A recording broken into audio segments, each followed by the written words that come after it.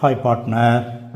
Plant and machinery was appear in the books at 9 lakh which was undervalued by 25%.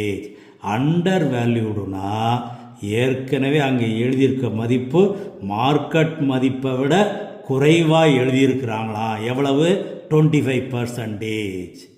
அப்போது 25% குறைவுன்னு சொன்னால் நம்ம plant and machinery 9 lakhs அது actual value எவ்வளோன்னு கண்டுபிடிக்கணும்னு சொன்னால் பாரு, 25% அண்டர் வேல்யூடுனா 25 டிவைடட் பை 75 மல்டிப்ளை பண்ணணும்.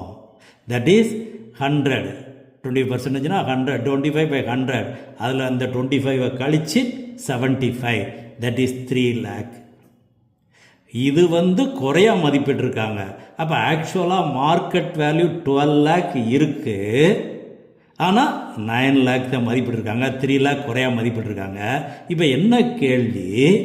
What amount will be shown in the balance sheet of the reconstituted firm?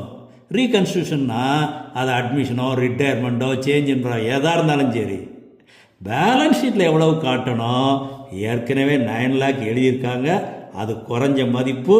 அதில் 3 லட்ச ரூபா குறைய எழுதியிருக்காங்க.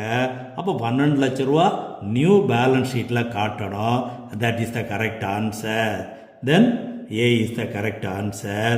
இது அட்மிஷன் ஆஃப் பார்ட்னரில் கோல்டன் .5 டிஸ்கஸ் பண்ணியிருக்கோம். Okay partner, I like you partner.